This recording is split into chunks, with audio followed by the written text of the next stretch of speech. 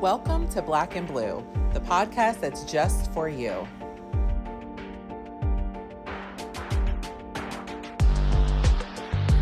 We bring solutions to everyday problems.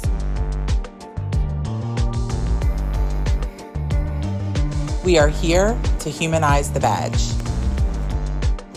By interviewing first responders and discussing their trainings, experiences, and publications. Black and Blue airs weekly at 7 p.m. Eastern Standard Time.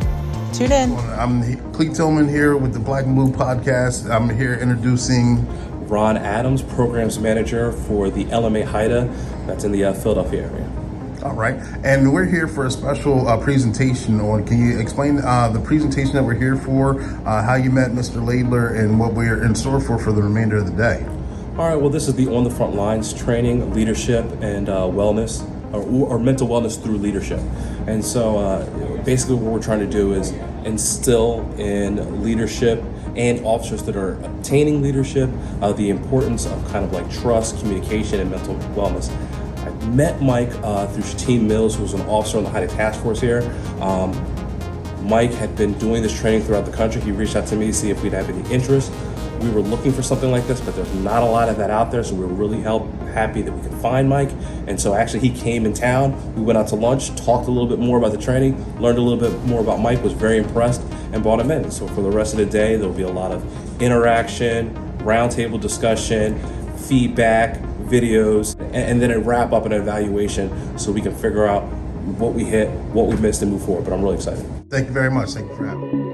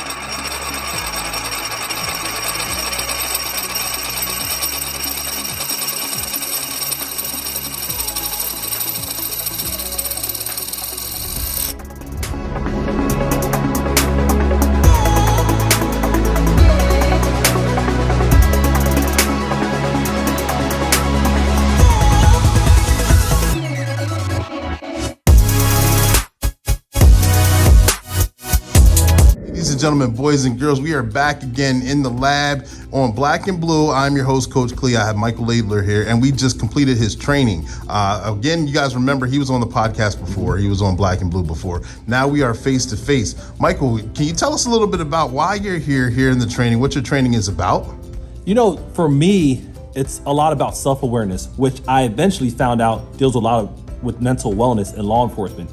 Then I started to think about the gap that's between mental wellness programs and our CEOs, because our CEOs, our police chiefs, our sheriffs, our wardens, they're investing a lot of time, money, and effort into wellness programs. But there's a gap that's in between, and that's leadership. Okay. For me, I've been trying to figure out how I can bridge it, what I can do. And then I realized there's 3 components overall that we need. We need better communication, we need to foster greater trust, and we have to have an actual system to help our leaders implement mental wellness programs. Okay, mental wellness programs is what we talked about here in the training, and we did interactive group setting style question answers, we did group trainings, we did scenarios, we played learning games. Also to kind of get the point across. We talked about various topics on, coaching and being coachable. And one thing that resonated with me was you kind of cleared up the fact of coaching and mentoring on how different they are. Can you touch on that a little bit?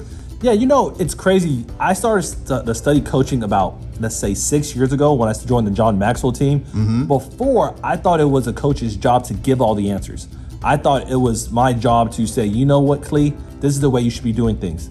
However, what I learned about coaching, it's about a collaborative approach to help you get the answer that you already know. I don't need to create the answer. My job is to ask thought-provoking questions that will get you there.